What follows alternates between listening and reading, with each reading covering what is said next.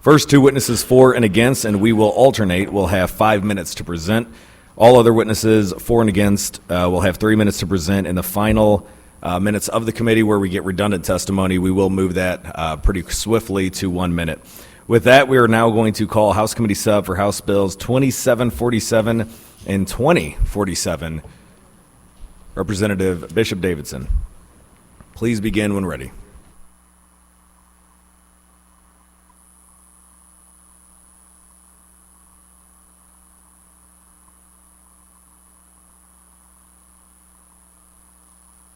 Before you all start, we're going to go ahead and call order. Mr. Secretary, call the roll. Senators Schroer. Here. Gregory 15. Here. Brown 26. Berger. Here. May. Roberts. Schnelting. Here. You have a quorum. Having a quorum, we will now go back to House Bills 2747 and 2047. Representatives, please proceed. Thank you, Mr. Chair, members of the committee. I present House Bill 2747 and 2047. I believe you guys have heard language very similar to this already. It is known as clean slate. The idea behind this is that those who've served their sentence and come upon final disposition of 1 year or 3 years past that sentence and past the parole, past all the things that they were obliged to do, and justly were obliged to do, after that, we'd like to reintegrate them as best as possible, those nonviolent, non-sex offenders, into the Missouri economy and Missouri society, and show them that we do believe in second chances.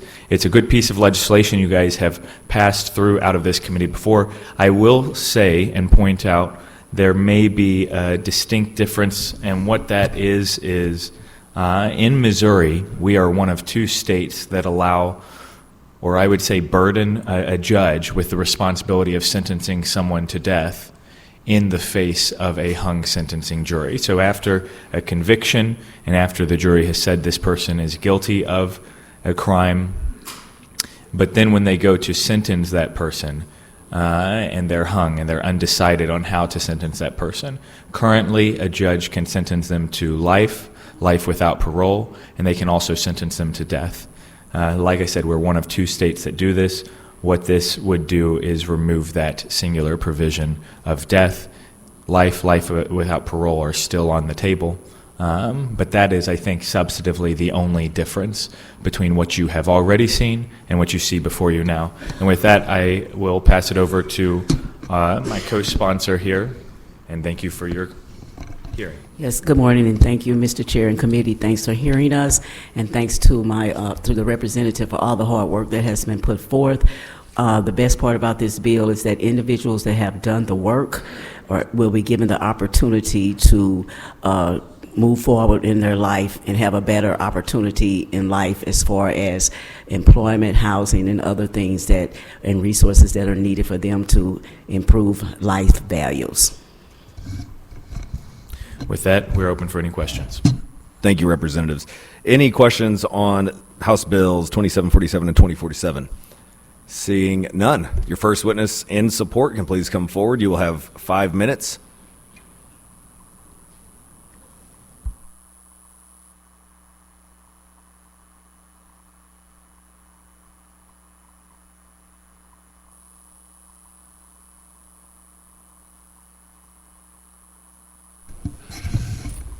Thank you, Mr. Chairman and members of the committee. Samuel Lee.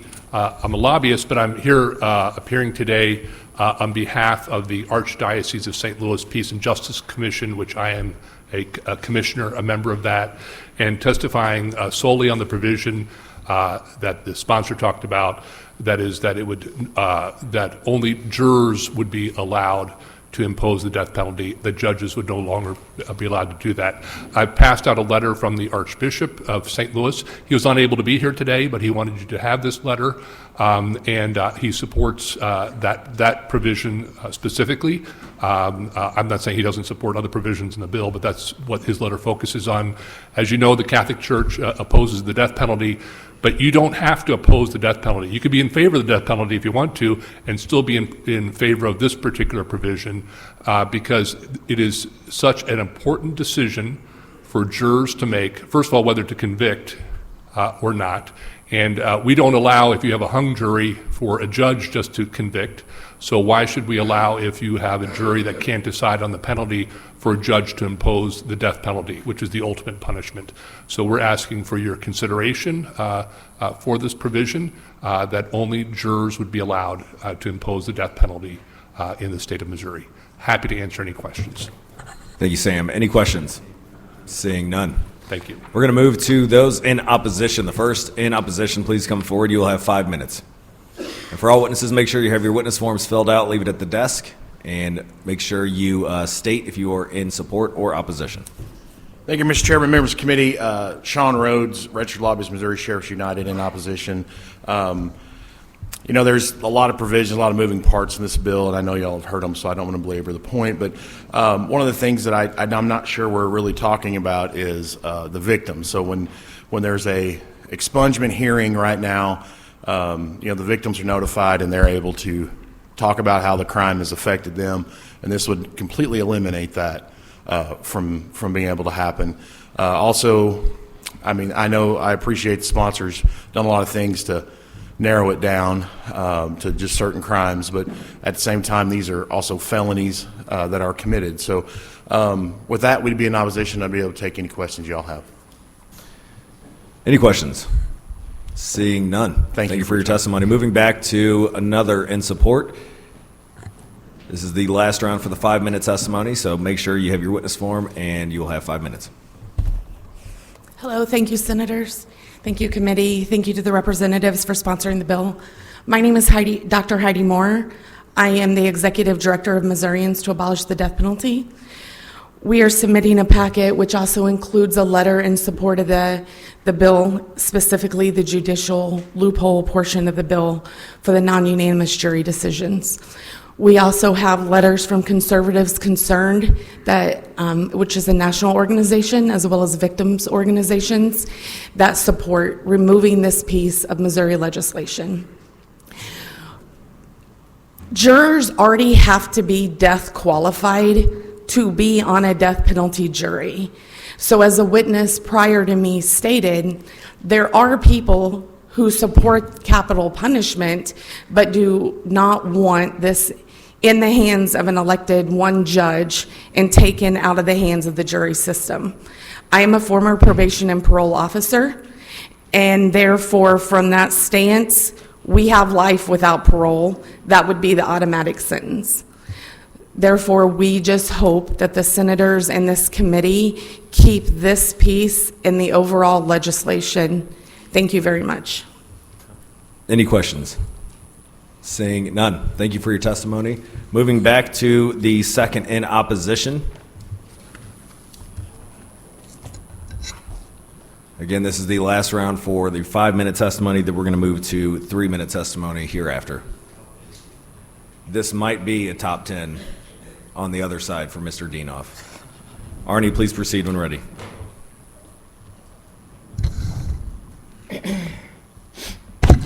Thank you very much, Mr. Chairman, members of the committee. My name is Arnie C. A.C. Dienoff, State Public Advocate. I just was wondering, do you receive my online testimony that's submitted on the Senate portal? So we've got that checked there. I did not support this in the House, in the committee before the House Economic Development Committee. I'm opposed to HCS HB2747 and 2047. I know that they're carving out certain crimes, certain heinous crimes, such as sex crimes, abuse against children, rape, shooting of individuals, human beings, fellow Missourians, major felonies. But I do believe of offering the death penalty to the utmost degree, whether it's a bench trial before a circuit judge or whether it's a jury trial of a Missourians' peers. I believe that we should not touch the death penalty or any of the provisions of our state statute regarding that. I believe that the expungement part of this bill, people's records, individuals' records in the past, what the state statutes were at that time, should govern. And if people made those mistakes, it should be part of their record. It's just what it is.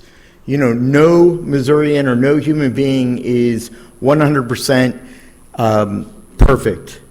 And so hopefully by that felony being on their record that they learned from their mistakes, have repented and done good deeds and paid back to society for what they did in their felony.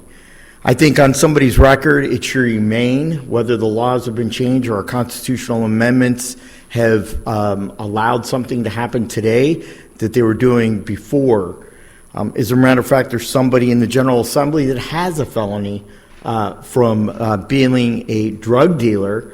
It's over on the House side, and I believe that that's very important that that person, that it stays on the record, and that, as a matter of fact, we have laws in our Constitution. Not only that, Chapter 115.306 says you cannot be a convicted felon to serve as an elected official at any body of government or political subdivisions throughout our state, but yet we have a convicted felon serving in the House against our Constitution and against Chapter 115.306. For those reasons, I could go on about this. I just believe that we shouldn't allow expungement to be done freely, willfully, at a will's call. People's record is what it is. It's their record. And if they've proven to society that they've overcome that and become a good Missouri citizen, then that will suffice. And I think that we should not expunge, and we should also keep the death penalty as it is. For those reasons, I do not support either of these bills, Mr. Chairman, and I appreciate your indulgence, and I look forward to questions. Any questions? Seeing none. Thank you for your testimony today. Moving back to those in favor of this bill, we're going to be on 3 minutes.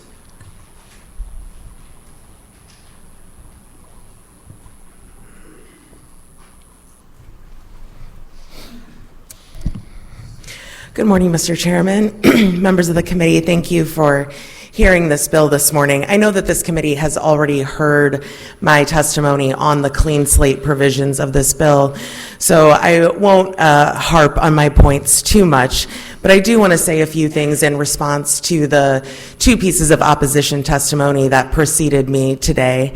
The first is that the list of crimes that is eligible for expungement under this clean slate bill is identical to the list of crimes that is currently available for expungement under Missouri law. I'm so sorry, I just realized I didn't introduce myself. My name is Mallory Rush. I'm the executive director at Empower Missouri.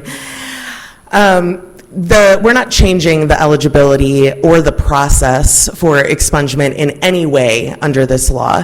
The waiting periods remain the same. The list of eligible crimes remain the same.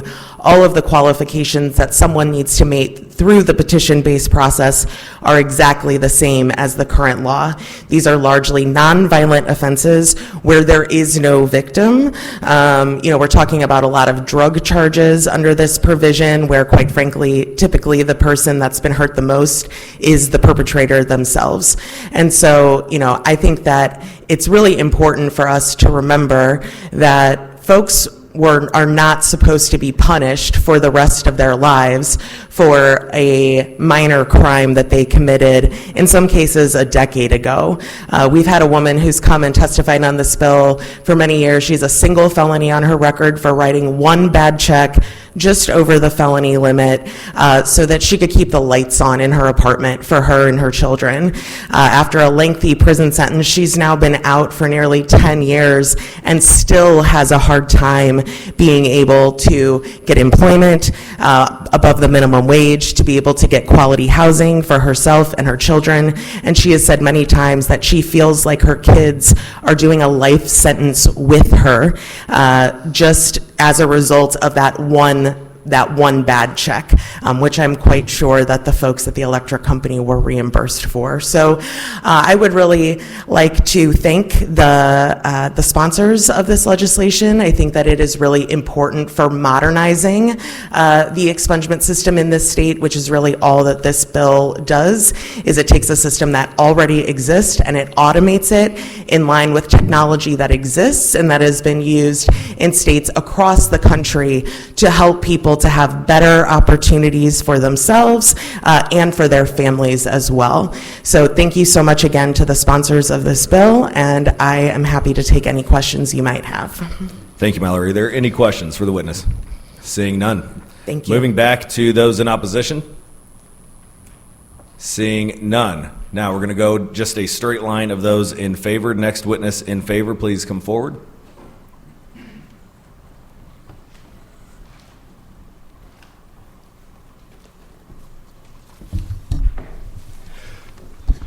Good morning, Chair, members of the committee. Thank you for the opportunity to say a few words and speak today. My name is Michael Dunn. I'm a resident of Missouri and live in Jefferson City. I'm here today as a member of the board of Missouri Faith Voices, a statewide interfaith network. We bring people of faith together to advocate for justice, fairness, and the common good. I'm also someone who walks with people through grief, loss, moral struggle, and questions of justice as pastor of over 30 years, being ordained with the Christian Church Disciples of Christ, having served local congregations in Tennessee, Texas, and Missouri. I'm here to urge you to vote yes on HB 2747, including closing the judicial loophole on the death penalty cases. As I understand it, under current Missouri law, when a jury in a capital case cannot unanimously agree on a sentence, a judge is empowered to impose either life without parole or the death penalty. This happens even when only a single juror supported a death penalty. Essentially, essentially allowing one person to decide life or death. This allows a single judge to make a decision on that our system otherwise reserves for a unanimous jury.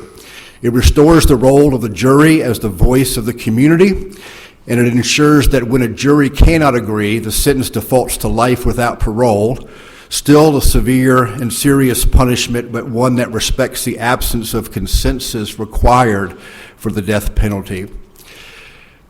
This matter is not only legal, but it's also moral. In my work, I see how deeply people value fairness, how much trust in our institutions depends on the belief that decisions, especially irreversible ones, are made carefully and transparently and with broad agreement. When that trust is weakened, it affects not just courtrooms, but communities. Thank you for your time and your service. Thank you for your testimony. Are there any questions of the witness? Seeing none. Moving on to the next witness in support.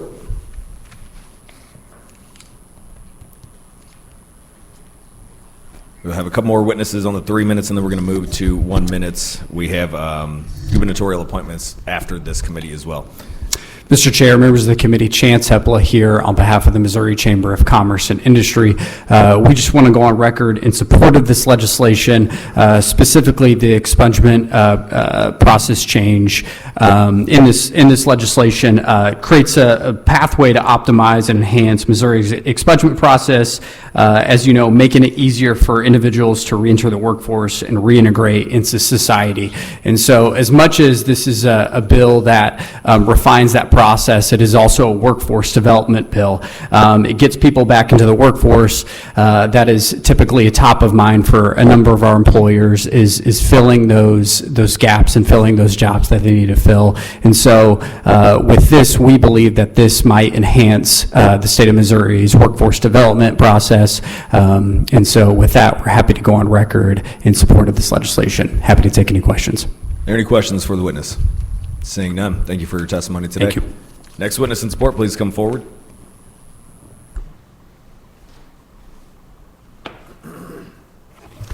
Good morning. Nimrod Chappell with the Missouri State Conference of the NAACP. Happy to be here this morning and to speak in support of HB 2747, and in particular, note that I come after Pastor Michael Dunn. And I don't know that I'll spend a lot of time echoing the same issues that he brought forward to the committee, but I will say that as a matter of fairness and justice, trust the jury system, allow due process, and that system of laws that we have to work, eliminate inefficiency and inequality, and just plain old mistakes that happen when judges have to insert their personal feelings, their experience for that of the jury. It's a fairer system that will result in better and more equal outcomes for all people. Thank you very much. Any questions? Seeing none. Thank you for your testimony today. Thank you. Next witness, we're going to move to 1 minute for those in support of 2747 and 2047.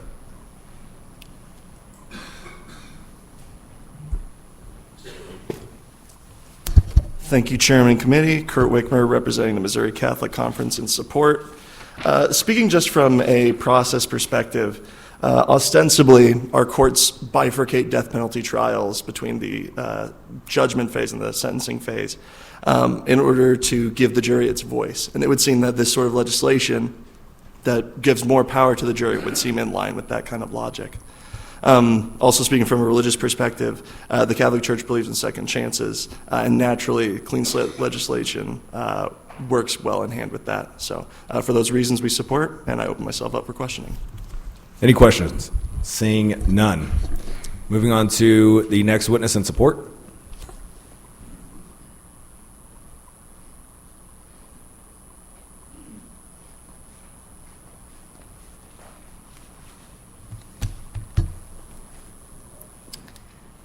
Good morning, Chair, committee members. My name is Sage Coram on behalf of the American Civil Liberties Union of Missouri, here in support of HB 2747 and 2047. We are certainly in support of the clean slate provisions, which would automate the expungement process for Missourians that are already eligible for this. And we also want to highlight our support for the provision that others have been testifying in support of that would close the judicial loophole regarding capital punishment sentences. I want to highlight that Missouri's a real outlier here. We're only one of 2 states that that is able to deliver the death penalty sentence in this way. We see the death penalty as a fundamentally flawed practice, and this is a step towards ending that. Thank you for your testimony. Any questions? Seeing none. Moving on to the next witness in support. Make sure to state your name for the record. You will have 1 minute. Thank you. Matthew Crowell, Director of the Missouri State Public Defender. And I just wanted to go on the record in support of both removing the death penalty as a sentencing option when a jury is unable to reach a sentence, and that we support the clean slate legislation. I'd be happy to take any questions. Any questions? Seeing none. Moving on to the next witness in support.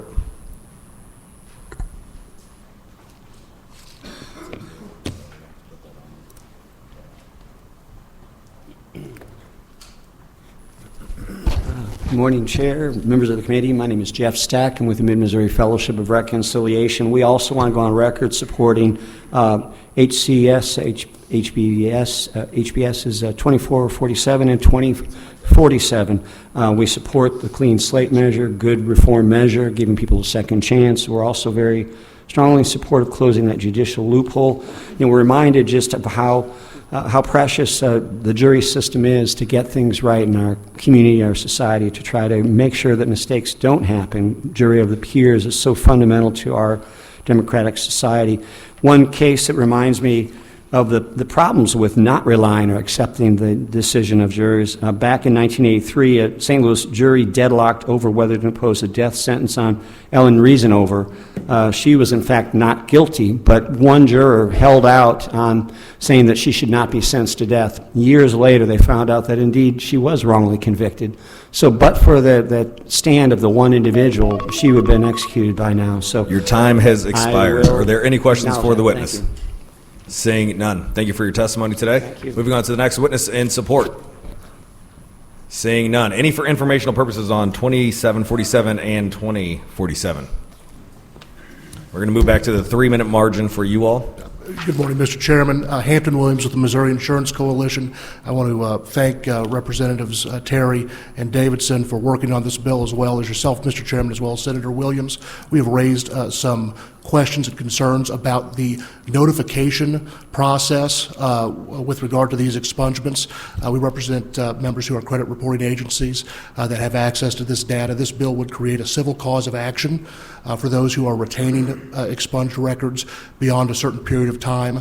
And we have worked with your office as well as the sponsors of these bills to make sure that there's an effective notification process so that individuals who may be exposed to liability will have notice that they would be exposed to liability before that would trigger. So appreciate your hard work on this issue as well as the sponsors. Happy to take any questions. Any questions for the witness? Seeing none. Next, for informational purposes, please come forward. You will have 3 minutes.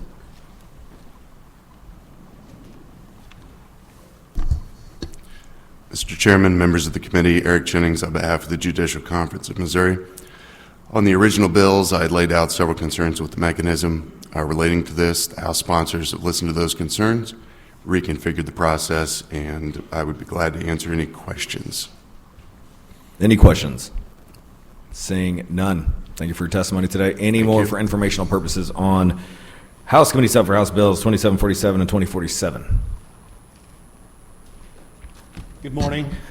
Thank you for hearing my testimony. My name is Sean McElprang. I'm the Deputy Attorney General on the criminal for the Criminal Division of the Missouri Attorney General's Office. And with regard to the so-called judicial loophole, I would simply bring to the committee's attention the fact that no judge ever unilaterally imposes a death sentence under our current scheme. The judge is only given that option after a jury has found beyond a reasonable doubt not only that the defendant is guilty of murder in the first degree, but that the defendant is guilty of one of the aggravating circumstances set forth in our statute making him eligible for a death penalty beyond a reasonable doubt. In addition, a jury must unanimously determine that the mitigating evidence that's been presented at trial does not outweigh the aggravating evidence. So it's only in those cases where the jury has actually gone through those steps and unanimously made all of those findings, but then is unable at the conclusion to decide which sentence is appropriate that a judge would step in. And mind you, a jury is also instructed in every case that they are never required to impose a death penalty. Any questions? Seeing none. Thank you for your testimony today. We're going to move to the next for informational purposes, rather.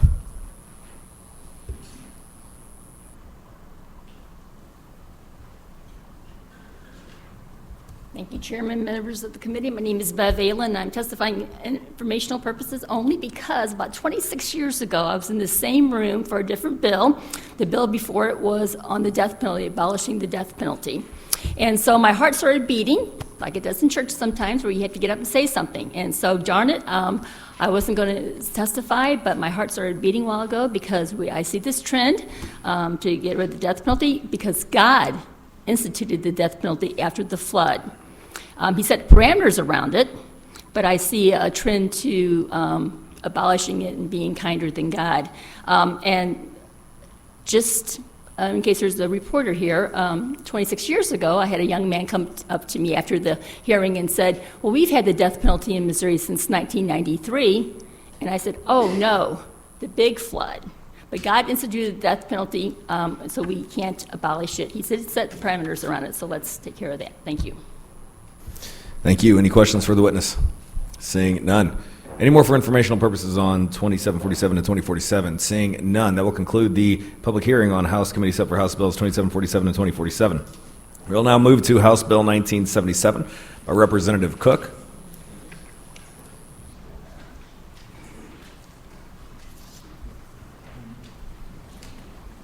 Representative, you can proceed when ready.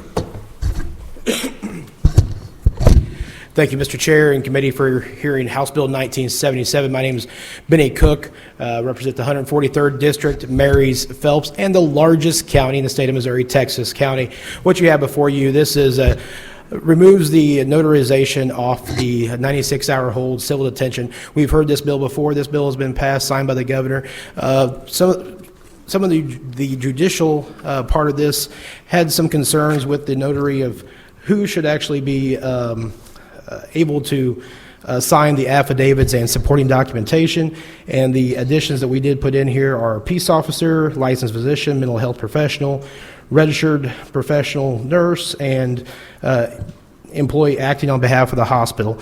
And with that, I'll take any questions. Representative, I believe this bill has already been heard on the Senate floor and added to another piece that's now in the House, correct? I believe so. Okay. Any questions for the representative? Seeing none, I thought Senator Berger would have something to say, but has nothing. You did a great job, Representative. Your first witness in support, please come forward on House Bill 1977, which I heard was a good year.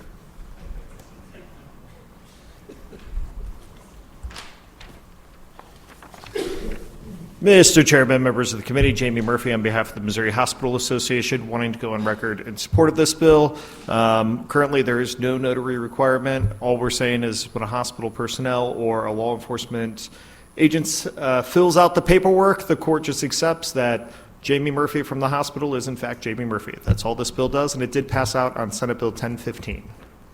Thank you very much. Are there any questions for Mr. Murphy? Seeing none. We're going to go to the first witness in opposition of 1977. Please come forward, make sure you have your witness form filled out, and you will have 5 minutes. Lisa Panett, Armorvine. We are just opposed with what's been happening incrementally with getting rid of all the notary requirements across the board. And there were, just over the last few years, notary requirements, and we would like to see those reinstituted because they're another check and balance in the system for things that are so important, like committing people to mental health facilities. So, any questions? Seeing none. Thank you for your time today. Moving back to those in support of 1977. Seeing none. Now moving back to those in opposition of 1977.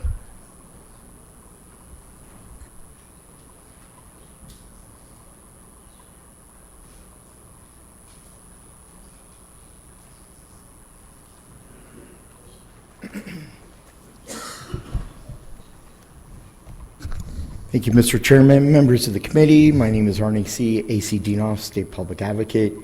I am opposed to HB 1977. It was heard way back in January. I unfortunately was unable to make that committee hearing before, I believe it was the committee, House Committee on Mental Health. I take it very seriously when somebody applies for an application for a hold. Like when you file a circuit court case, a verified petition, you have to have a notarized signature stating that the validity and the facts are correct and factual and stating what the facts of the case are. A notarization makes somebody, whether they're in law enforcement or whether they're a medical doctor or anyone else, makes that to be verified and to hold that person accountable. Sometimes when mental holds are, it might be in a divorce case, it might be in a family relations case. Sometimes it's twisted and turned, and sometimes people know folks in law enforcement or the medical field that could abuse and misuse this law to their own individual political agenda or to hold somebody for some type of personal vendetta or personal purpose, depending on the relationship. Verified petitions would hold somebody accountable and responsible because their name is being verified as the person who made the application for the 48-hour hold. By taking away law enforcement and other people from not doing a notarized signature is very wrong and can be, as I said, abused and misused. For those reasons, I cannot support a bill that doesn't uphold 100% accuracy, 100% responsibility, and accountability. I believe in law enforcement to the heart, but we have bad actors in law enforcement like any other profession or field in the state of Missouri, and things could be used or pitted against other Missourians. For those reasons, this bill, I believe the notary shall apply to everyone, regardless of their profession or their background. It holds them accountable and makes sure that the information is verified and that we're not talking about jamming somebody up and holding somebody that doesn't deserve to be held because of a relationship of law enforcement to some other party. For those reasons, I highly oppose HB 1977. Thank you, Mr. Chairman. Any questions for the witness? Seeing none. Going back to those in support of 1977. Seeing none. Any more for opposition on 1977? Seeing none. Any for informational purposes on House Bill 1977? Seeing none, that will conclude the public hearing on 1977. We're going to go to the last House bill before we take a break and go into executive session. That is House Committee sub for House Bills 2505 and 2044. Judge Dolan.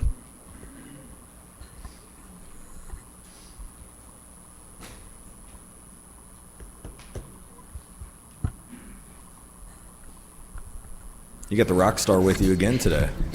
Good morning, Mr. Having a Senator day. and Mr. Chairman and members of the committee. My name is David Dolan. I represent District 148, which is Scott County, Missouri, and I have with me another representative. Representative Terry, District 66, St. Louis County. Thank you, Mr. Chair. We're here today to present House Bills 2505, 2044. It is what we have designated as the grandparents' custody bill. This modifies Section 452-375, which basically sets custody, visitation rights. What the modification is in this case when the court finds that each parent is unfit, unsuitable, or unable to be a custodian and or the welfare of the child requires and it is in the best interest of the child, then custody, temporary custody or visitation may be awarded to a person related by consanguinity or affinity to the child with priority given to the grandparent or grandparents of the child. It remains in place. Guardrails, those guardrails are finding the best interest. In our modern society, grandparents have for a long time played very significant roles in the raising of grandchildren. They depend on, they transport, they provide safety and care for. And Mr. Chairman, if you've ever ridden down your neighborhood, you probably pass an elementary school that says Grandparents' Day. So society has placed these roles on grandparents, and we thank you for your time, sir. And I just want to add that as a grandmother, we know that grandparents are the foundation of every family. And so giving that a thought, we know that with the grandparents, that the child is being reared in the same manner that the parents or the foundation of each family that is successful is. And so it's important that grandparents be considered in this so that you keep the generations together. Mr. Chairman, this bill passed out of committee unanimously, out of rules unanimously, and out of the House 144 to nothing. Yeah, take any questions. Just one statement. I think all you really have added is one sentence to this statute. I know it's maybe 5 or 6 pages, but it's just one sentence, correct? On page 4, lines 95, 96, there's only one sentence. Okay. I'm going to open it up to any questions for the bill sponsors. Seeing none. First witness in support of these good bills, 2505 and 2044, please come forward. You'll have 5 minutes.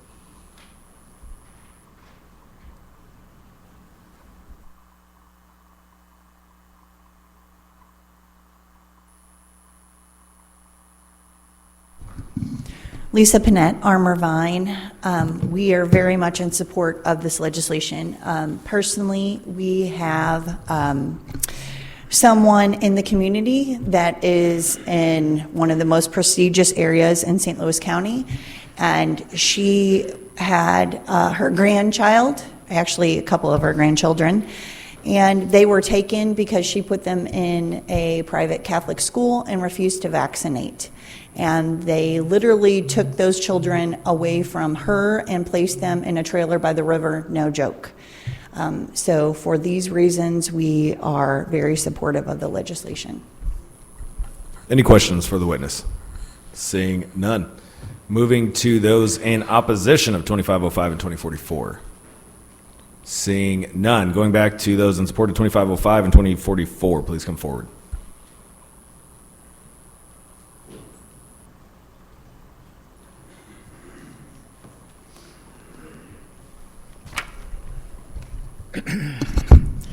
Thank you, Mr. Chairman, members of the committee. My name is Arnie C., AC Dinoff, State Public Advocate.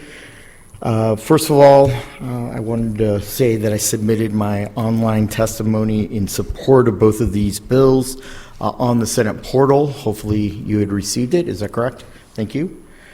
HCS HB2505 and HB2044 are fantastic pieces of legislation. It's common sense. It's a no-brainer, in my opinion. It was heard a number of months ago, which I personally testified at the House Children and Families Committee. Grandparents, it's a grandparents' custody bill and visitation rights. It's a great piece of legislation. I believe the custody or visitation is super important in a youngster's life. I think it's very important. Unfortunately, we have parents in some circumstances across our state, across different income sectors, in every corner of our state, probably every county of our state, where unfortunately either parent, whether it's the mother or the father, are involved in drugs, criminal activity, prostitution. I could go on and on with the litanies of crimes and felonies. If a circuit court of jurisdiction across our state finds that either parent is found to be incompetent by a circuit judge, then I believe that the next in line should be the grandparents of either side who would meet the compatibility factions of our laws and who would have financial responsibility to take care of those children. I think it's very important to find people who are blood relationship rather than going to the foster system or the Department of Social Services and having a placement either with a state institution or a private contract institution through the Department of Social Services. Too many times the grandparents, because the parents don't want them involved, are flushed to the side, are treated like dirt, treated like second-class citizens. And I think that this bill comes to realization that the grandparents are very important and can provide substantial need to make sure that those children have the necessities to grow up and be productive, decent, great Missouri citizens. For those reasons, I highly support HCS HB2505 and HCS HB2044. Thank you, Mr. Chairman. And by the way, that's a great tie you're wearing. Oh, thank you. Doesn't have any stars and stripes like your shirt, so my secretary does. Any questions for the witness? Saying none. Thank you. Moving back to those in opposition of 2505, 2844. Saying none. Any more for support of 2505 and 2044? Saying none. Any for informational purposes? Saying none. That'll conclude the public hearing on House Committee Sub House Bills 2505 and 2044. I now move that we go into executive session. Do I have a second? Having a second, we are now in executive session. I now move that we bring Senate Bill 1103 before the committee. Do I have a second? Having a second, we are now on Senate Bill 1103. This is Senator Moon's lifetime protection order that has been, I want to say, in this committee for the past several years. It's identical to 197 from last year, Senate Bill 143 from last year, and Senate Bill 869 from 2024. Any discussion on Senator Moon's Senate Bill 1103 on lifetime protection orders? Seeing none, I now move that we vote do pass Senate Bill 1103. Do I have a second? Having a second, Mr. Secretary, call the roll. Senators Schroer. Aye. Gregory 15. Aye. Brown 26. Aye. Berger. Aye. May. Roberts. Schnelting. By your vote of 6-0, motion carries. I now move that we bring up House Bill 3146 by Representative Simmons. Do I have a second? Having a second, we are now on House Bill 3146. This is Representative Simmons' bill on the ballot summaries. That is basically a mirror of Senate Bill 22, taking out some of the provisions the Supreme Court had issue with. This was heard last week. Are there any questions on House Bill 3146? Seeing none, I renew my motion that we vote do pass House Bill 3146 out of this committee. Do I have a second? Having a second, Mr. Secretary, call the roll. Senators Schroer, Aye. Gregory 15, Brown 26, Berger, May, Roberts, Schnelting. 5-1. By your vote of 5-1, motion carries. I now move that we vote, or that we bring up House Committee Sub for House Bill 2587. Do I have a second? Second. Having a second, we are now on the bill of Representative Mike Jones from the 12th District, House Committee Sub, House Bill 2587, on unmanned aircraft. This is the drone bill that was heard on in this committee last week. It was actually voted out of the Senate just, I think, a week or so ago, and it was voted unanimously with an emergency clause, voted unanimously. I do have a House or a Senate Committee Sub that mirrors the exact language that we voted out of the Senate in the past couple weeks. It has been distributed, I think, last week and then again this week. Is there any discussion on the Senate Committee substitute? Seeing none, I now move to adopt the Senate Committee substitute for House Committee Sub, House Bill 2582. Do I have a second? Having a second, all in favor signify by saying aye. Aye. All those opposed say no. And the ayes have it. Senate Committee substitute is adopted. I now move to vote do pass Senate Committee substitute for House Committee substitute for House Bill 2587. Do I have a second? Having a second, Mr. Secretary, call the roll. Senators Schroer, Aye. Gregory 15, Brown 26, Berger, May, Roberts, Schnelting. 6-0. By your vote of 6-0, motion carries. I now move that we bring up House Committee substitutes for House Bills 2637 and 3155. Do I have a second? Having a second, we are now on 2637 and 3155. These are the terms of sentencing from Representative Black that were heard 2 weeks ago. Last week we did not have a committee, and I have a House Committee substitute that brings this in line identically with Senate Bill 888, which was just signed yesterday. The plan will be, once we bring it to the floor, we'll have several other small changes, minor changes, changing some words that I believe Representative May and Representative Washington are aware of, some of the words that are changing. Is there any discussion on the House Committee substitute? Seeing, jump in the microphone.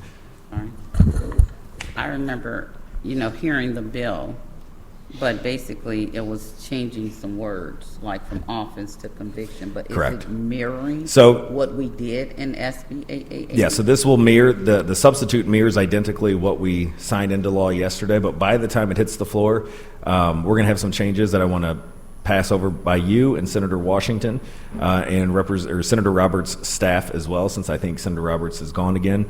And again, it's consistent with what we've all talked about, some of the changes from offense to conviction. I think there's one spot where 17 is mentioned. It should be 18. Just some very minor wording changes that I think once the courts interpret this, we will be fine, but we're just making the due diligence to ensure there's going to be no questions on defining some of these issues. But this committee substitute that we have before us is identical to the bill that was signed yesterday. But the plan is, by the time it hits the floor, we're going to have those meetings with you, Senator Washington, all of those who were in the negotiations for 15 plus hours that one day, so we don't have to do that again. And the House or the Senate Committee sub will differ with those minor changes. But as of right now, the House Committee sub that's before us today will just be identical to 888 for now. Okay. I'm still going to be consistent with my vote.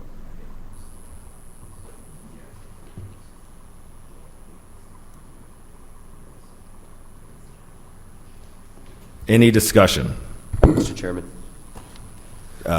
Senator Gregory.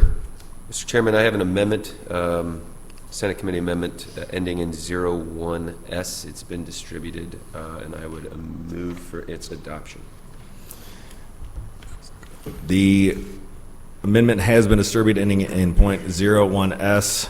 Before I open it up to discussion, again, there is a plan to fix several minor nuances within this bill, and I know the chairman or the vice chairman is well aware, as we've discussed some of these issues. And this is not an attack by any means on the vice chairman or any member of this committee. But I will say that there have been several people who have come to me about this language. We do have a plan. We've met with several representatives, including the representative who just presented one of the last bills, that we're going to put this language on that. And without getting into the deep details of why I think adding it to this would be egregious, not only for having other senators do the bidding of somebody who messed up some language on another bill, and we do have a plan and a path that is non-contested whatsoever. But putting it on this bill, I think, would expand the title, would expand the purpose of the original bill that was on sentencing reform. And for those reasons, I would urge the body to vote this amendment down respectfully to the vice chairman. And I will have a second for you to offer your amendment. Any discussion on amendment ending in .01S? Yeah, so just a quick, Mr. Chairman, just a quick explanation. Thank you. I appreciate your position. I do think overall, though, this amendment is good, and I think it's needed. So we passed this language back in 2018, and since the passage of that, a lot of courts have construed this as conflicting, confusing, and have adjusted the way they're doing things. I know we've heard from Highway Patrol that trying to interpret this is extremely difficult. And so what this language does is it seeks to clean it up. Now, I understand the chairman's position that there are other vehicles, in his opinion, perhaps better than this, but nonetheless, I do want to make an offer, and I do want it discussed, because I do believe it's it's a very good amendment. It's very much needed.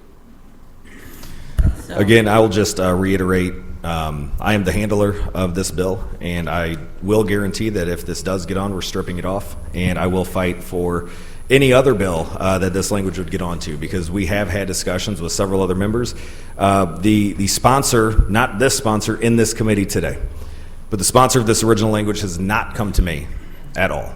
Has told several people that they have come to me and gotten my okay, which your word is your bond in this building, and when lies are spread about what a senator says, it's very serious. And that is one of the reasons why if this language does get on, I will not only be stripping it off, I'll be stripping it off of any other bill that comes before the Senate.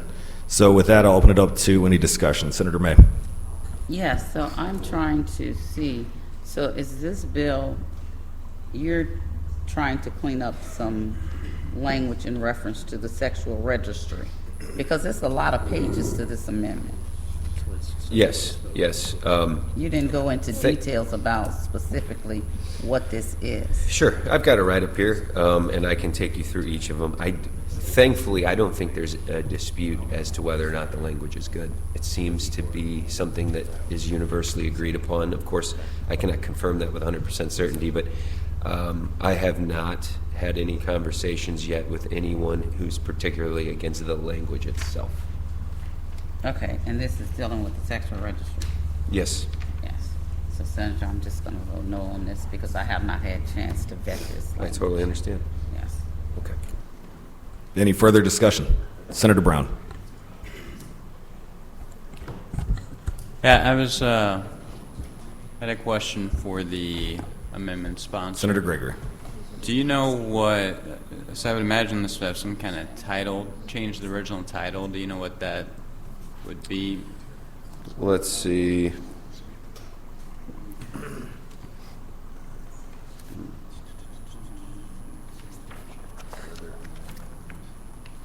I don't see any title change. I'm not sure.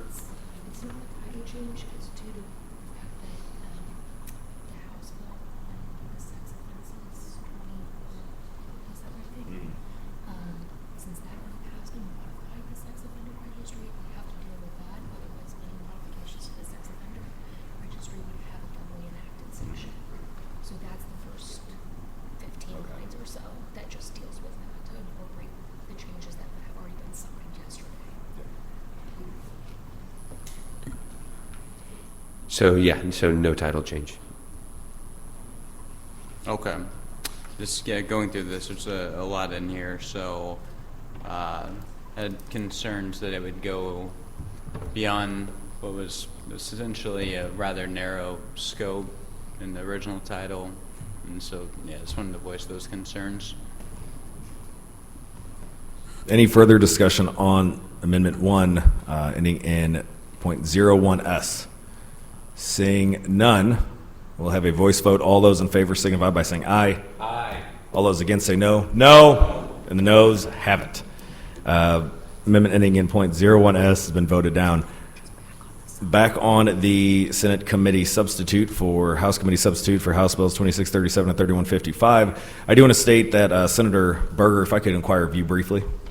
I know you and I have worked on the masked intimidation bill that you and Senator Washington have, and you had approached me and asked about putting this bill on your piece of the bill, masked intimidation, on this, and we're going to find a couple other vehicles, one of which we heard today. Just wanted to get that on the record that you and I have established that and have a plan to address your bill, bipartisan bill that we heard in this committee. Yes, Chairman, thank you for looking at my amendment and working with me to find a place to put that, and I respect your input. Any further discussion? Seeing no further discussion, I move to adopt the Senate Committee substitute for House Committee substitute for House Bills 2637 and 3155. Do I have a second? Having a second, all those in favor signify by saying aye. Aye. All those opposed say no. And the aye has it. The Senate Committee substitute is adopted. I now move to do pass Senate Committee substitute for House Committee substitute for House Bills 2637 and 3155. Do I have a second? Having a second, Mr. Secretary, call the roll. Senators Schroer, Aye. Gregory 15, aye. Brown 26, aye. Berger, aye. May, no. Roberts, Schnelting. Yes. By your vote of 5-1, motion carries. I now move that we exit out of executive session and go back to public hearings. Do I have a second?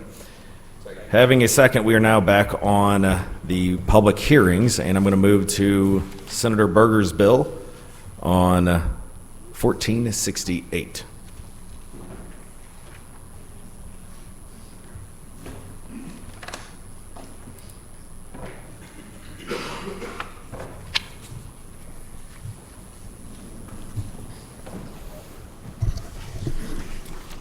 Good morning, Mr. Chair, members of the committee. For the record, Senator Jamie Berger, representing the 27th District. Thank you for the opportunity to present Senate Bill 1468. Senate Bill 1468 deals with a few provisions relating to civil jurisprudence. First up is the no contest clause. Section 456.4-420 is unique to Missouri.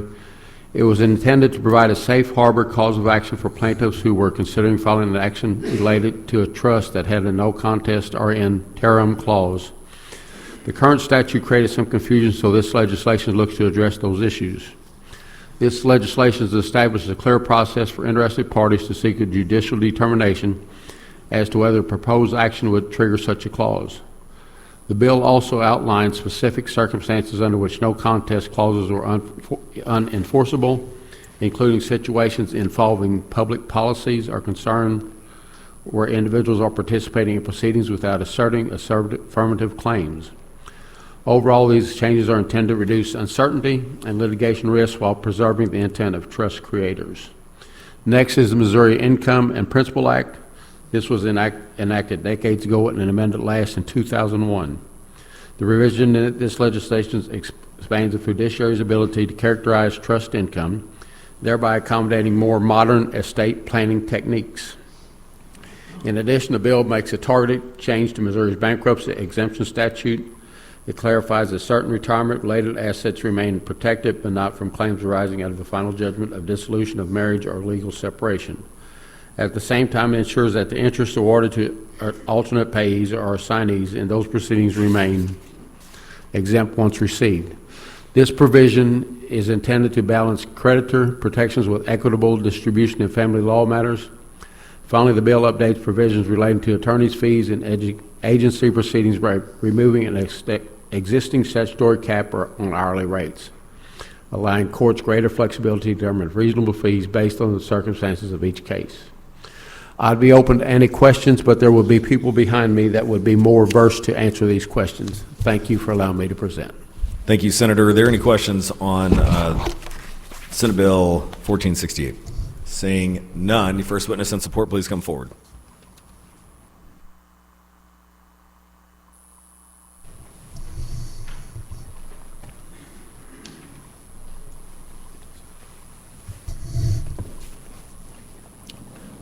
Good morning, Chair, members of the committee. I want to thank this committee for bringing this bill before it, and also thank Senator Berger for sponsoring Senate Bill 1468. My name is John Chalice. I'm a trust and estate attorney based out of St. Louis. I also have the pleasure of serving as the chair of the Missouri Bar Probate and Trust Division, which represents over 1,500 Missouri attorneys across the state. As Senator Berger indicated, this bill represents all of the Missouri Bar endorsed legislation for this particular year. Three of those provisions, the first three provisions that Senator Berger mentioned, originated out of the Probate and Trust Division, and I'm here to speak on those today. Just briefly, the Missouri Principal and Income Act, which is now known as the Missouri Uniform Fiduciary Principal and Income Act, is the first portion of the bill and is the bulk of what I will admit is a very lengthy bill. It's a lengthy bill because the Principal and Income Act, which was first passed in 2001, is a long bill. It is a list of rules and regulations that fiduciaries, whether those be banks, whether those be individuals, must follow in order to be able to make sure that they are investing funds in a fiduciary and prudent manner. In 2018, the Uniform Law Commission undertook a process under which they were going to amend the Principal and Income Act. And over the last 5 or so years, the Missouri Bar Committee has undertaken an effort to rewrite the provisions of the old Principal and Income Act to be consistent with Missouri law and also update those laws in order to address a lot of things that have happened over the last 25 years. This is a very important bill. It represents a significant effort of the banks, of the lawyers, of the concerned citizens across the state of Missouri to update our laws to remain competitive. This bill has been heard in this committee the last 3 years. It has been voted out of this committee the last 3 years. We just haven't quite gotten it across the finish line. Every year that we don't get this across the finish line, candidly, Missouri is falling further and further behind. Both Kansas and Arkansas last year passed a form of this legislation, and we are starting to see trust business leave the state of Missouri and go to some of these other states because of the flexibility and modernity of the updated legislation. So I would urge this committee and the Senate in general to finally get this bill across the finish line. The second portion, as Senator Berger mentioned, are the updates to Section 420 of the Uniform Trust Code. Section 420 was first passed by this legislature in 2014.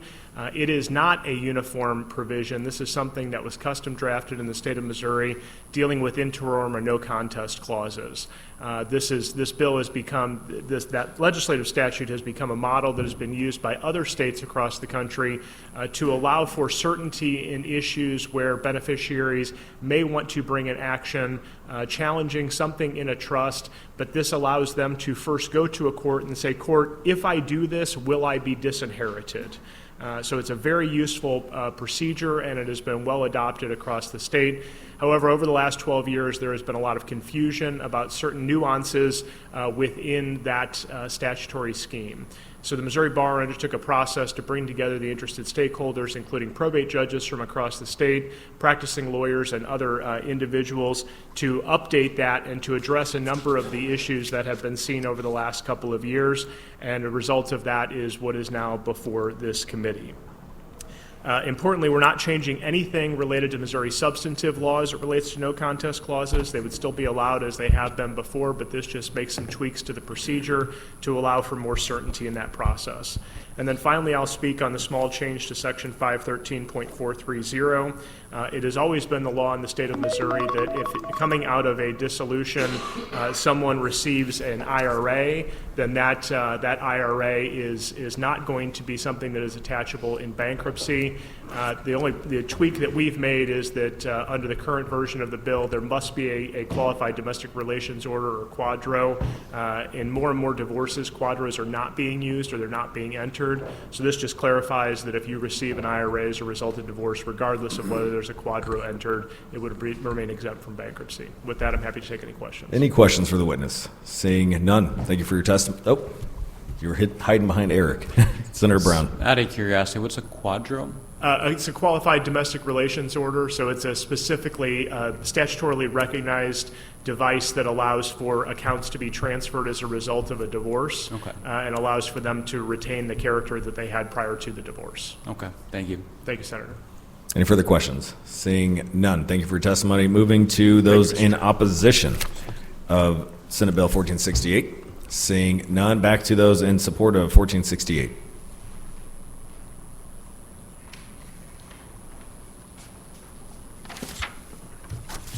Good morning, Mr. Chair. My name is David Barrett. I'm an attorney in private practice here in Jefferson City. I'm speaking in favor of the attorney's fee change tacked away into Chapter 536. Currently, since 1989, the statutory cap on attorney's fees for people who are in a dispute with the state where the state has no foundation for its action can seek attorney's fees in the amount of $75 an hour. That may have been reasonable in 1989. It has not survived well the last 30 years.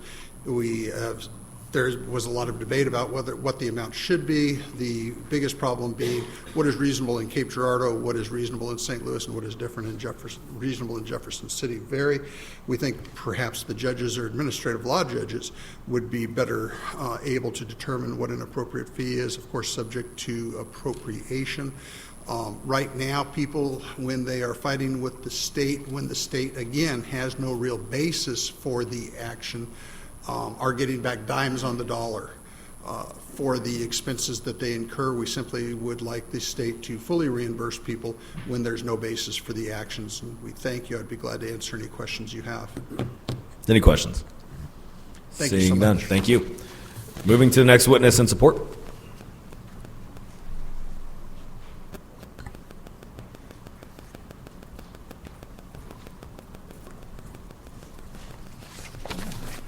Mr. Chairman, members of the committee, my name is Andy Briscoe, registered lobbyist for the Missouri Bar. We'd like to thank Senator Berger for bringing this proposal forward, which contains all four of our legislative priorities for the year, and just go on record in support.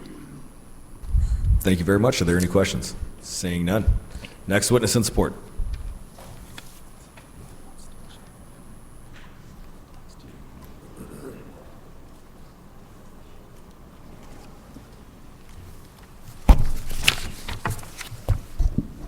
Mr. Chairman, Keith Thornburg. I'm a registered lobbyist and the general counsel for the Missouri Bankers Association. We are in support of this bill. This is really just an update and modernization.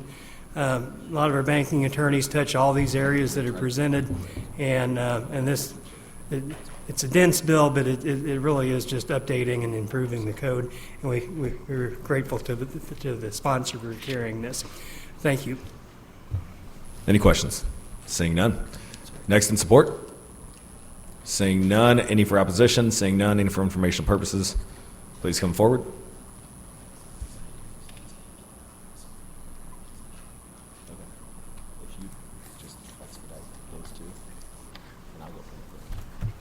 Hey, what's up? Good morning. Thank you, Mr. Chairman, members of the committee. My name is Arnie C., AC Dino, State Public Advocate. I have some comments. They might not be popular. First of all, I did submit my for informational only. I can't support or oppose this bill at this time because I think it needs a lot of vetting. We're talking about a lot of issues here. There's a lot of pages, a lot of ramifications, a lot that needs to be a deep dive because let's face it, this came from special interest. And do we trust special interest who comes here? Some of their lobbyists are paid six-figure salaries, and they walk in this building and they think that they own politicians, they think that they own elected officials, and what they present to them or give to them is gospel and is 100% correct and true. Now, I heard testimony, and I've seen it in past years. It's been here for the last 3 years, but I have not heard this committee talk about this issue in depth, have a real down-to-earth debate, break it apart, Go through the details. Ask important questions. Are we going to listen to the Missouri Bar Association and other special interests rule and dictate what is happening here in Missouri? I'm going to tell you right now, senators, this legislation, this Senate Bill 1468 that's been up here for 3 years has ramifications, and it has a path. When you're talking about trusts are slippery. They cause family disputes. They cause family issues. People have claims. And I want to make sure that our Missourians are put first over the six-figure special interest lobbyists that are in this room with this legislation, that some parts of the legislation put up red flags for me. The last 3 years, I have not heard a debate or discussion, merely glancing over and passing it on to get it out of committee as fast as possibly can happen. How could you possibly know every issue that's in this legislation?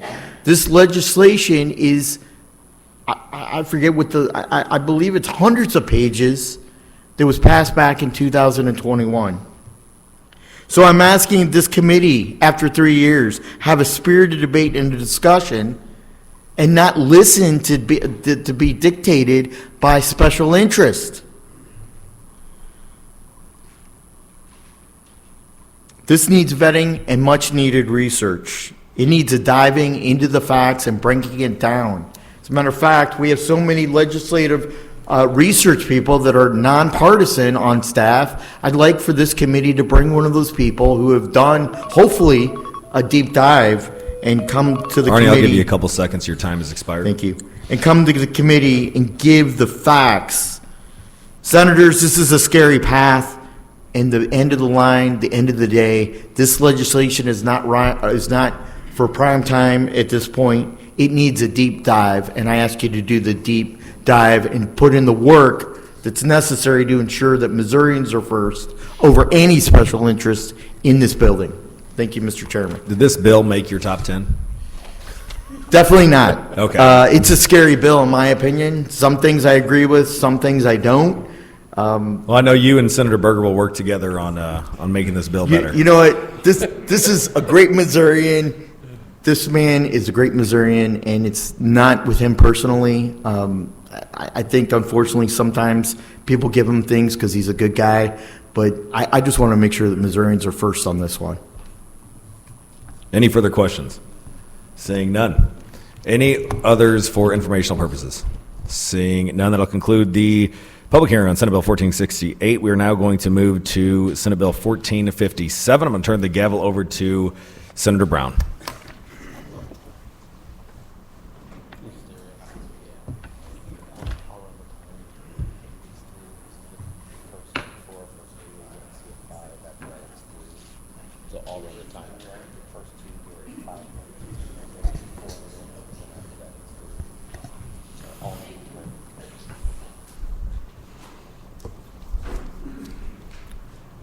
We'll now begin the hearing for Senate Bill 1457. Senator Schroer, please begin when you're ready. Thank you, Mr. Chair, members of the committee. Senator Schroer, District 2 on Senate Bill 1457. I know we only have a couple minutes left before the next committee comes in. So I'm going to be pretty brief. We do have some experts here for this bill, and I guess for informational purposes, I'm going to be working with several different entities on making this bill better. But at its core, Senate Bill 1457 is about honoring the intent of generous Missourians, the very people who, even in their final act of giving, choose to support charities that strengthen our communities. Every year, donors across our state will name certain nonprofits as beneficiaries on their IRA or brokerage accounts. These are thoughtful, deliberate decisions that are meant to provide lasting support for organizations, universities, churches, community groups, and service providers that meet real needs across the state.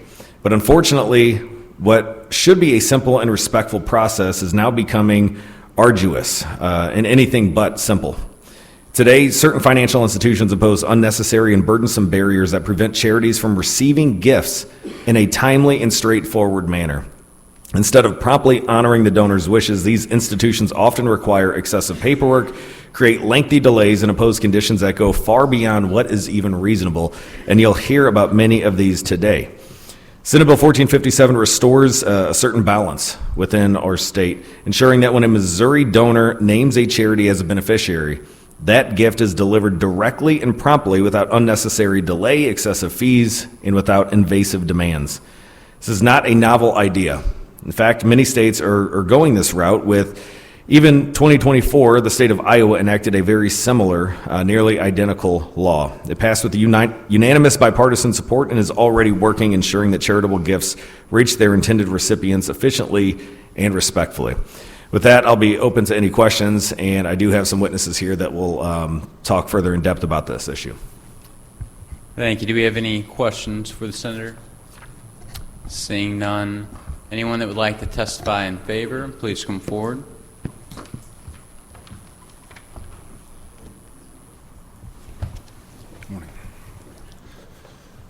Good morning, members of the committee, Mr. Chairman, and the bill sponsor, thank you.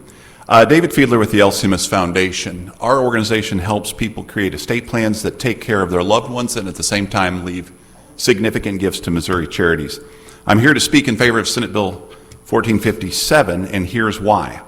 As you heard Senator Schroer say, one of the best ways for people to make gifts to charity after they pass on is through beneficiary designations. As you know, beneficiary designations can go to a loved one, or because they're so easy to set up and very tax efficient, many people use them to make charitable gifts through their estates. Right now, you or I could go to an investment account and direct a gift of $500 or $1,000 or whatever to a favorite charity, and a check would be cut and an ACH could happen immediately to transfer those funds. You'd think the same thing would happen after death, right? After all, on the company's own forms, the account holder is identified who's to get the proceeds of the account after death, but unfortunately that's not the case at all. For a variety of reasons, it's become very challenging for charities of every type across Missouri to receive the funds that generous donors have given them through these beneficiary designations. There's no ambiguity about these gifts whatsoever. When the donor dies, those funds are to go to the charity that they identified in those designations, period. But that's not how it works. In my hand, I'm holding an 84-page application that we're expected to fill out to receive just one of these gifts that a donor has designated to us. Here's another one. It's better. It's shorter. It's only 29 pages, but it requires that we sign in 9 different places certifying that we're eligible to receive this gift that, again, the donor already designated to us. But the worst thing about it is that these 2 applications require us to provide Social Security numbers for the 2 employees of our organization identified as the points of contact, and also consent to running credit checks on these same employees. There's no reason for this, and these types of processes cause charities inordinate amounts of money and time and effort that could otherwise be devoted to the important work that they do for the good of Missouri and our fellow citizens. It puts employees and volunteers at risk of identity theft and discourages people from becoming involved in the good work that these charities do. And again, that's every type of charity: veterans causes, the arts, healthcare, education, and more. Iowa enacted essentially the same law in 2024. It doesn't raise taxes. It has no impact on state budget. It's a simple solution to a known problem. As a final example of the very real impact that this has on people, one of the employees at my organization, a charitable foundation, has 3 young girls.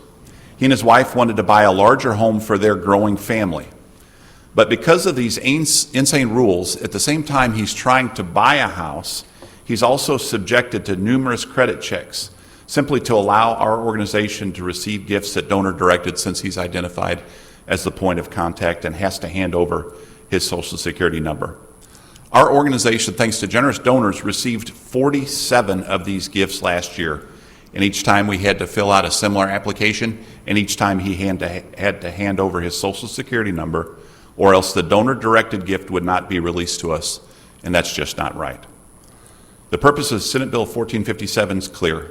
It directs financial institutions to release beneficiary designation gifts promptly to charities as the donor direct.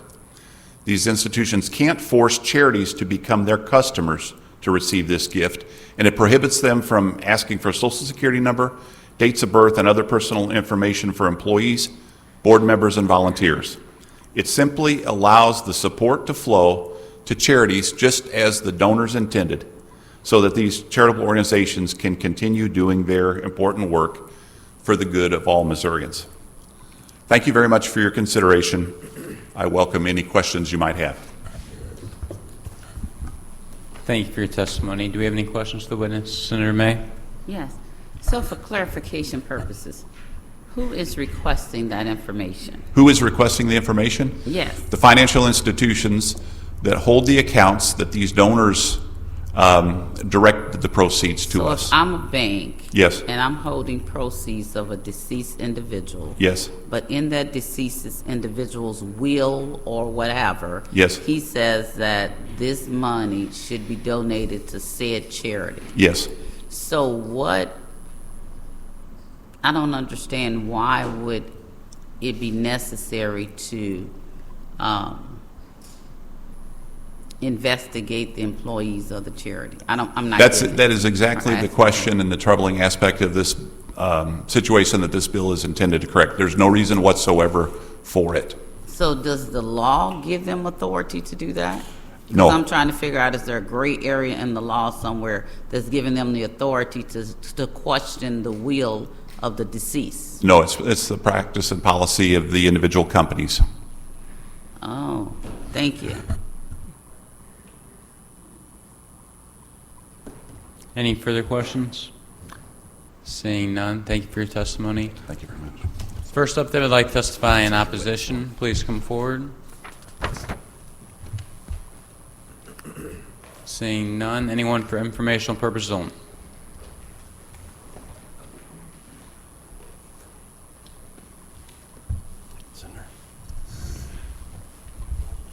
Thank you, Mr. Chairman, members of the committee. I'm Mike Winter. I represent the American Council of Life Insurers. We're a national trade group representing insurance carriers across the country. And let me say, we are not opposed to paying benefits when they are justified and can be verified through a well thought out process. We paid out nearly $5 billion in insurance and annuity benefits in Missouri last year, so we have well thought out and established processes for verification of death, as well as a number of other things. We've been working with Senator Schroer in his office in trying to draft some other language we provided to his office on behalf of my group, as well as the Bankers Association. So I think there is an opportunity to come to some middle ground on this. Specifically in the bill, there is a 30-day requirement on how quickly the affidavit has to be responded to. Quite honestly, that's not a very practical time frame. It's too restrictive, and we provided some comments to Senator to extend that to 60 days, and then also allow where you can't, if the cause of death is under investigation and it's reasonable to extend that beyond that 60 days, that we would have the ability to do that. So those are just a couple of the changes that we provided to the Senator's office, and I'd be happy to answer any questions. Thank you. Any questions for the witness? I'm going to ask the same clarifying question. So even in life insurance, are those parameters put in place even when it's, outlined in a person's will or documents that where the money goes? Do you have to vet the end user? I'm just thinking about me. So if I say I want this money to go here, you mean to tell me after I'm gone, the life insurance company, the bank, and all of that are going to, No, I don't think that would be our intent, but we just need to verify that the death certificate, and if there are any things that need to be investigated that are unusual in the cause of death, those are just some things that would have to be vetted. We're not looking to withhold proper payment to anyone who's bought our products. So they're vetting the end user, though. So they're vetting the company that is receiving it. Why would they do that? I don't know that the gentleman who testified in support where those 80-some page documents and 20-page documents come from. I'm not aware of those being part of any of the companies that I represent. So Okay. I can't answer that for you, Senator. Thank you. I just want to know what I need to do in case, I'm leaving all my stuff to my kids. So I just want to make sure I need to put in some parameters to say, you know what I'm saying. Yeah. Thank you. Mm-hmm. Any further questions? Seeing none. Testifying against? Oh, information. Information, all right. Come right up. Senators, I'm Keith Thornburg, General Counsel and a registered lobbyist for the Missouri Bankers Association. Like Mr. Winter testified, we've been working together with some input on language for the bill. We're not opposed to the intent and the objective here to make these things go smoother. One thing on some of the identification requirements, any financial institution is subject to federal regulations and statutes to verify identities, and so some of that bureaucratic process is effort to comply with federal law to know, for financial institutions to know who they're dealing with. But again, we have offered some language, and we hope we can get on the same page with the stakeholders and get to the end objective here to make this process easier and more efficient. Thank you. Thank you for your testimony. Do we have any questions? Seeing none. One more time, anyone in favor?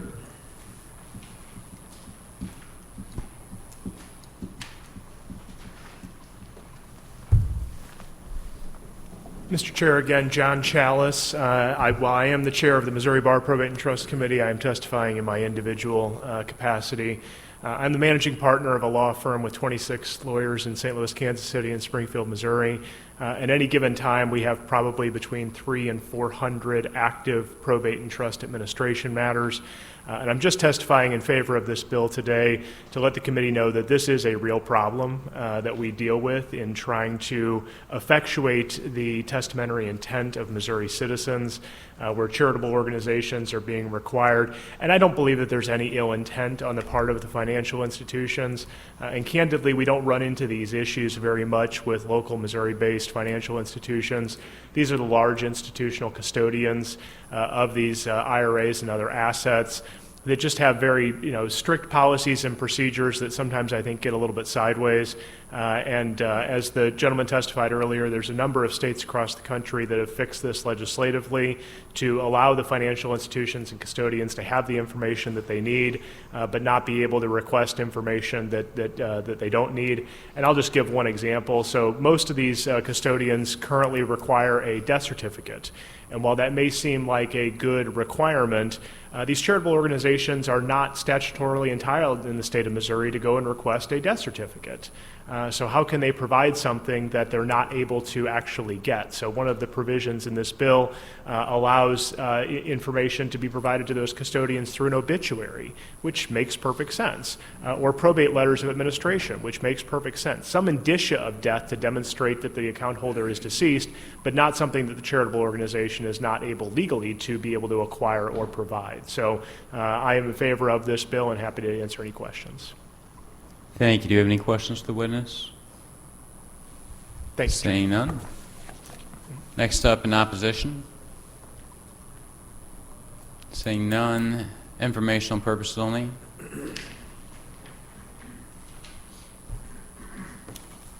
Good afternoon, Mr. Chairman. Hampton Williams with the Missouri Insurance Coalition. Very briefly, my understanding is that the scope of this bill is meant to cover non-probate transfers. And so these would be transfers made on TODs without either necessitating the action of a personal representative, which is why this verification of who the recipient is necessary. We're generally concerned about issues with fraud. But again, happy to work with the sponsor. Appreciate his willingness to receive some comments on this and look forward to working through this process. Thank you for your testimony. Do you have any questions? Seeing none.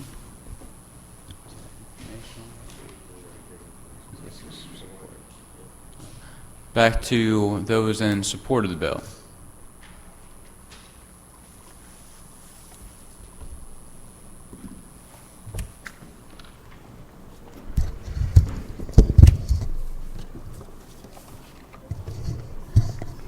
Thank you, Mr. Chairman, members of the committee. My name is Arne C. A.C. Dienoff, State Public Advocate. I'm in support of SB 1457. I feel that the wishes of individuals for their property, their money, and their land, there shouldn't be red tape and difficulties or obstacles if they have a will or a designation or left some type of confirmation that they want a certain part of their estate to go towards a charitable organization. I don't think that the organization should be filling out affidavits, background checks, credit checks, saying or getting affidavit to notarizations. I mean, it's what it is. Unfortunately, trusts bring out the worst in people sometimes. Sometimes trusts go great. Sometimes family wants to get more than what they were left. And so it causes fights. It causes contention, contests, and family feuds. I ask that this committee cut the red tape in SB 1457 and ensure the legitimacy and safety benchmarks are in place. I would also ask the committee to look into establishing and amending this bill to establish a database of unpaid and unclaimed life insurance policies and monetary benefits. As we all know, Missourians tend to move across the country or from state to state, and sometimes insurance policies gets lost or not known what that insurance company is when somebody passes away, because people misplace information or the documents, or may not know that they're a beneficiary to a life insurance policy. And I think that we need a Missouri database and a national database to try to centralize these insurance policies. The insurance companies are not, I feel that the insurance companies who have an obligation are not reaching out to assigned individuals that are known to the insurance companies. The insurance lobby and their clients make it very hard on Missourians to collect insurance policies if they don't know what the policy number is or what the insurance is. And I think the Insurance Coalition and the insurance companies have an obligation to reach out to our Missourians when they know that they're due money, instead of the insurance company keeping it, earning interest, and it never going to the designated assigned person when that person lost their life, of who they want that to be, that death benefit to be paid out to. For those reasons, I support SB 1457. It's a good legislation to cut red tape. Thank you, Mr. Vice Chairman. Thank you. Do you have any questions for the witness? Senator Berger.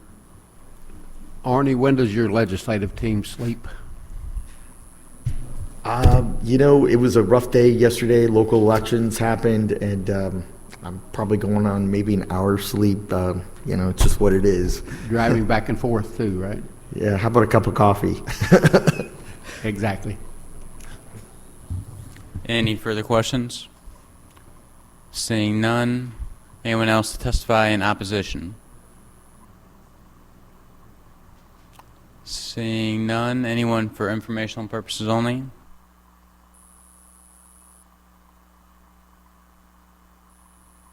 Good morning, Mr. Chair. Michael O'Donnell, Missouri Securities Commissioner. My office is charged with regulating the securities industry in the state of Missouri. I'm here to testify for informational purposes only, and I'll start my testimony with this legislation is absolutely unnecessary. There are members in the securities, there are firms in the securities industry that are not part of this. They are doing what's right. They are trying to get these charitable donations to the charities in a timely fashion, but there are bad actors. There are people who have taken anti-money laundering laws and gone overboard with them. 94-page documents to receive a donation is excessive. And so I just wanted to come and testify and say that, you know, to the industry, you need to look inward and fix this problem. What I would urge the folks that are doing the job right, and some of the firms that I've researched that are headquartered here in Missouri, I'm happy to report, are not functioning like this. They are doing their best to get these donations to charities in a timely fashion, but we've got some bad actors that are not headquartered here, and we need to help these charities get this money in a timely fashion. But we also need to protect the other beneficiaries in these matters, to not set those folks aside to the benefit of the charity. So I would urge the industry to come forward and participate in with the bill sponsor to put together good legislation that is good for all. So I'm happy to take any questions. I have a question. So when they don't get the money because of the bureaucracy, is that money retained by stays on the books of the entity that's holding the funds in the first place? Yep. So it's retained by the firm until they can dispose of it, until they can they get all these hoops jumped through. So that means they're earning interest on that money in their investments if they don't get it out the door. Well, the account should be earning that interest. So if it's held in a money market fund, or if it's, there are mutual funds that are part of this, or stocks that are part of those accounts, those are retained inside the account. Yes, I know, but even it's still part of the company's portfolio, and it allows Sure. them to borrow on what they have consistently. Sometimes, sure. Yes. Thank you. Any other questions for the witness? Thank you. Do we have any other for informational purposes only? Anybody for the bill? Okay.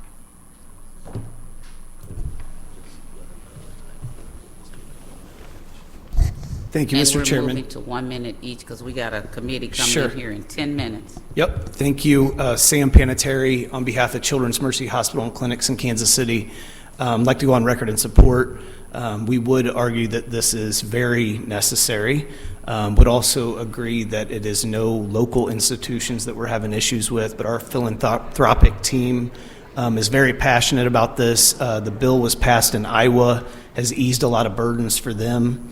So the good news is we're having a lot of folks leave Children's Mercy as a beneficiary of their IRA. The bad news is we can't get the money, or if we do, it's through a ridiculously onerous process that the first witness laid out, or in such a long time period that we can't plan and accept a gift and utilize it as we'd like to do. So appreciate the sponsor bringing it forward, and would like to see this move through the process. Thank you. Any other questions for the witness? Seeing none, thank you.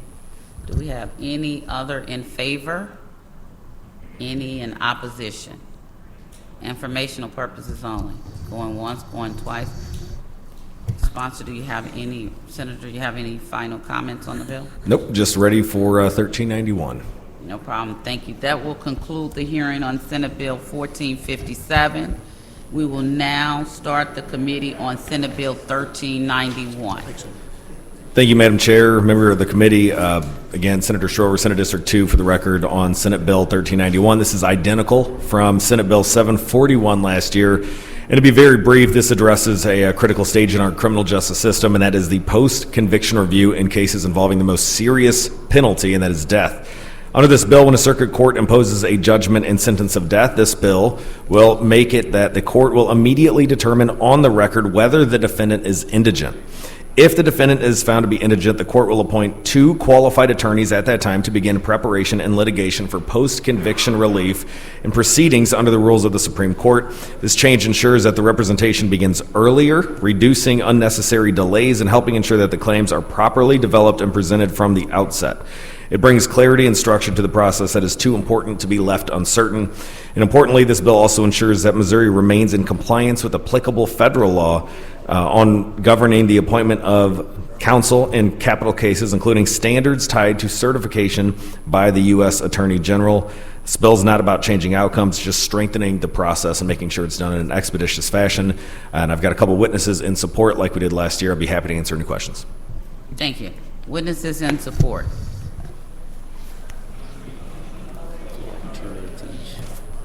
Two minutes, please. Good morning. Sean McElprang, Deputy Attorney General for the Criminal Division of the Missouri Attorney General's Office. I've worked with the Missouri Attorney General's Office for a little over 28 years, and for at least 27 of those years, I have been involved in death penalty litigation. This bill is an important bill, and it helps all the parties who are involved in death penalty litigation, in addition to constituents throughout the state. First, defendants will receive the benefit of post-conviction counsel who are qualified counsel, who are death penalty qualified counsel, immediately upon being convicted. This will allow for post-conviction counsel to immediately begin to assess the case rather than waiting until after the direct appeal process has been completed. If you wait until after the direct appeal process has been completed, then the only time that post-conviction counsel will have to assess claims is the limited amount of time under our current post-conviction rules, whereas this bill will give them the entire period during the time when the direct appeal is pending to also consider those claims. This bill also is beneficial to the interests of the state and seeing its judgments upheld and seeing its judgments not being meddled with unduly by federal courts, who really should only insert themselves into our judgments and meddling with our judgments in the most extraordinary cases. And finally, this bill will diminish but not eliminate the cruel amount of delay that often comes up in these cases for victims who have had loved ones, family members, friends brutally murdered. If you look at the history of the death penalty in the state of Missouri, and I'm not going to try and recite the whole history here, but I looked back over the last 10 death penalty executions that we've had in Missouri, and the average time between conviction, not necessarily the time of the offense, because we don't always wrap these cases up immediately after they're committed. Sometimes we don't even solve them for years. But from the time of conviction until the time of execution, the average length of time for the last 10 death penalty convictions was 17 years and change. 17 years. Thank you. I'm going to have to ask you to wrap up. Thank you. And I would just say that, to argue against this bill is basically arguing against the rapid appointment of counsel to assist the defendant, against the state's sovereignty in upholding its convictions, and against the victims of these crimes who suffer an undue amount of time to see these cases come to conclusion. I'd be happy to answer any questions. Any questions? Thank you. Next person in favor, and we're going to have to go to 1 minute. We have a committee coming in at 10 o'clock, and we only got 3 minutes left. Thank you, Madam Vice Chairwoman. Sorry. I'm sorry, you're in favor? I am. Can I do one for opposition? Yeah, since we sure. only got 3 No minutes. Thank you. Thank you so much. Thank you, Madam Chair. Sharon Galway-Jones here today on behalf of Missourians to abolish the death penalty. Really just want to make sure that we get on record and have to appear in person to do that. I'll come by and talk with the sponsor and some of you about the problems.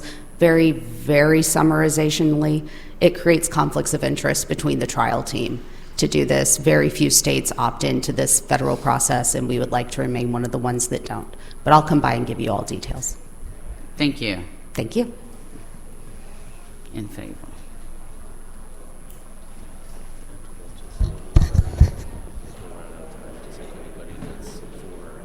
Thank you, Madam Vice Chairwoman. My name is Arnie C. A.C. Dinoff, State Public Advocate. Just wanted to make sure I submitted my online testimony in favor on the Senate portal. Senate Bill 1391 is a great bill. It provides counsel of at least 2 attorneys with 5 years as being a member of the Missouri Bar Association and being in good standing with the Missouri Supreme Court. As the Deputy Attorney General had stated in the House and also here today, it's the average of a death row inmate is 17 years. And to me, that is unexcusable and unbelievable that victims have been forgotten during those 17 years. It's way too long, and my goal is to move this down to a 5-year system all the way through our state court system. I believe in truth in sentencing. I believe that if you hurt somebody or do a heinous crime in taking another Missourian's life, that you should pay the penalty of how you are being afforded your adjudication from either a bench trial or a jury of the peers. This SB 1391 ensures safety and good counsel to the death row inmate, and it's time that we get rid of the 17-year average wait of a death row inmate, and therefore I highly support this bill. Thank you, Madam Vice Chairwoman. So listen, we have actually run out of time, so anybody who has testimony that they want to leave with us in favor or against we would greatly appreciate it. You can leave it on the desk. We'll make sure that all the members of the committee receive that testimony. All right. Yes, I make a motion to adjourn. Second. Motion. There you go.